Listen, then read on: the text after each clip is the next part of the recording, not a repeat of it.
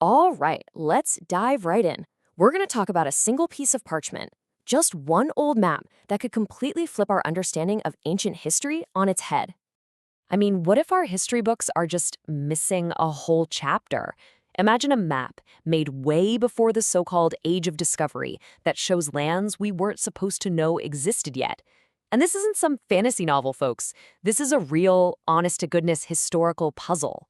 Okay, so the artifact at the very center of all this is called the Piri Reis map. And believe me, it's way more than just a map. It's like a collection of riddles drawn out in ink.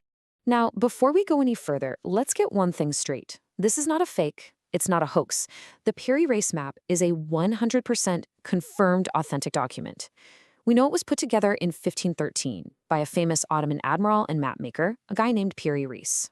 Knowing exactly who made it and when, well, that's what makes what's on it so absolutely mind-blowing. You know, if you look at most of the map, it's pretty much what you'd expect from the 16th century. It's remarkable, yeah, but a little warped here and there. But then you start looking down towards the south, and you see something that it just has no business being there. Get this, the map shows the coast of Antarctica in stunning detail. We're talking almost 300 years before anyone officially discovered it. So the first question that pops into your head is, how? How did he even know it existed? But the real mystery, the deeper one, is what he knew about it. Okay, because here's the kicker. This is the part that changes everything. The map doesn't show Antarctica the way we see it today, covered in a giant sheet of ice. No, it shows the actual coastline, the land underneath all that ice, a feature that hasn't been seen by human eyes for thousands, maybe even millions of years.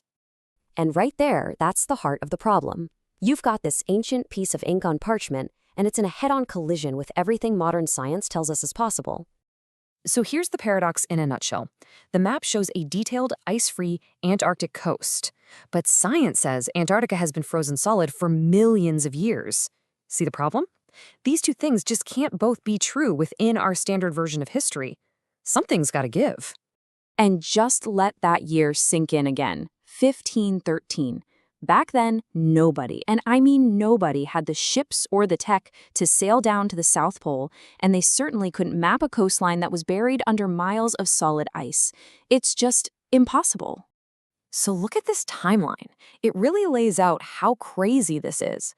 Science tells us the last time anyone could have seen this coast without ice was millions of years ago.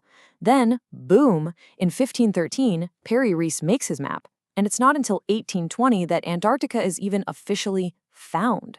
The math just doesn't work. The timeline is completely broken. So what's the explanation? I mean, if Piri Reis couldn't have mapped this himself, and we know he couldn't have, then what are we left with? Well, this is where we get into a really provocative idea, a theory that for some people completely shatters our view of history. Okay, so the argument kind of breaks down into 3 simple steps. 1, let's assume the map is authentic and it really does show an ice-free Antarctica. 2, we know for a fact that nobody in 1513 or for thousands of years before had the tech to make that map. So 3, the only logical conclusion is that Piri Reis must have been using source maps, much, much older maps. In fact, he even wrote on his map that he compiled it from older sources. So the big question becomes, what if those sources were leftovers from some long-lost ancient civilization? And that brings us to this idea of a precursor civilization. What does that mean? Well, it's the theory of a highly sophisticated society, a seafaring culture that existed way before our recorded history. A civilization that had the know-how to map the entire planet, but was so ancient that almost every trace of it has been wiped away by time. Just try to picture it for a second. A civilization of master cartographers. They had advanced ships, they sailed the globe, and they did all this during a much warmer period in Earth's history, a time when Antarctica's coast was actually visible, not buried under ice. And then, poof, they disappeared, leaving behind just tiny breadcrumbs of their incredible knowledge. Breadcrumbs like the source maps that ended up in Piri Reis's hands. All right, so where does all of this leave us? Why are we still so obsessed with this one 500-year-old map? Why does it still drive researchers crazy? Because at the end of the day, the Piri Reis map isn't just an old artifact you see in a museum. It's a direct challenge to the history we've been taught. It's that one piece of the puzzle that just doesn't fit no matter how you turn it. It makes you wonder, is the story of our past really complete? Or are there entire chapters, entire civilizations that we've completely forgotten about? You know, this one map hints that our past is so much weirder and more mysterious than we give it credit for. And it leaves you with this incredible, tantalizing question. If just one ancient map can hide a secret this massive, what other secrets are still out there, tucked away on old pieces of parchment, just waiting for us to find them?